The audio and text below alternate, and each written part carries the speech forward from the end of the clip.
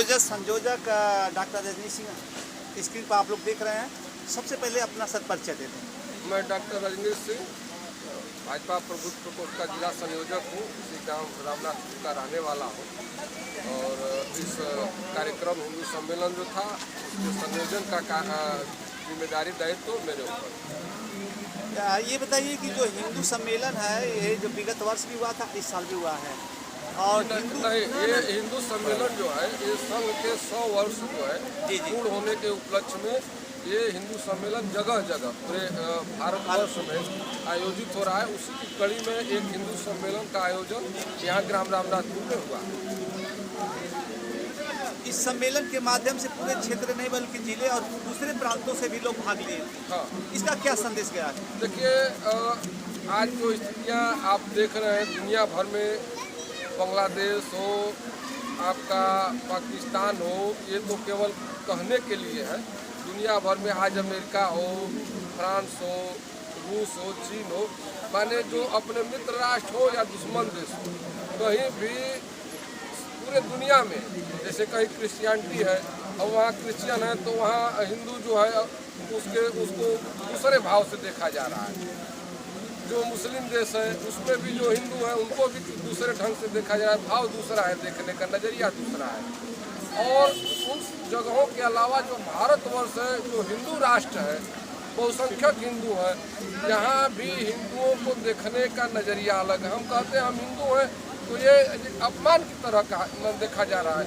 तो हमारा जो उद्देश्य था कि पूरे विश्व में हिंदुओं को जागृत करना, हिंदुओं को एकजुट करना। हम हमारा किसी को ये नहीं कि हम हिंदुओं को एकजुट कर रहे हैं तो हम किसी के खिलाफ हैं। हम हिंदुओं को एकजुट कर रहे हैं कि आज हिंदू एकजुट होगा। जो बांग्लादेश में जो घटना हुई, यहाँ से आज एक फिलिस्तीन में घटना होती है तो दुनिया भर के मुस्लिम देशों से आवाज़ उठती है। लेकिन अगर बांग्लादेश में हिंदू संगठित होता तो बांग्लादेश में जो दीपू दास की हत्या हुई या कोई भी दूसरे देशों में जो घटनाएं होती है, आप देख रहे हैं कहीं से आवाज़ उठ रही है। जिस तरह की आवाज़ फिलिस्तीन के लिए उठती है, जिस तरह की आवाज़ सीरिया के लिए उठती है, जिस तरह की आवाज़ तमाम मुस्लिम देशों के लिए उठती है, क्रिश्चियन देशों के लिए, उस तरह की आवाज़ हिंदुओं में नहीं उठ रही है। उस तरह की आवाज़ उठे जब हमारे ऊपर कोई अत्याचार हो, हमारे खिलाफ कोई षड्यंत्र हो, जब हिंदुओं के खिलाफ षड्यंत्र हो, धर्मांतरण। अब दुनिया भर में आज पूरा धर्मांतरण गिरोह सक्रिय है, लालच देकर के। अभी तो मैं कल एक अपने यहाँ बुलाया था, एक पता चला मुझे कि एक हमारे ही समाज का व्यक्ति, हिंदू समाज का व्यक्ति जो क्रिश्चियन हो गया है, तो उसको मैंने बुलाया समझाने के लिए कि भाई पूछा क्यों क्रिश्चियन, तो बताया गया कि उसको कोई रोग हुआ और कहा गया कि ये रोग तुम्हारे देवता नहीं ठीक कर सकते, हमारे यहाँ चलो ठीक हो जाएगा। अब उसको ये कह करके क्रिश्चियन बना दिया गया।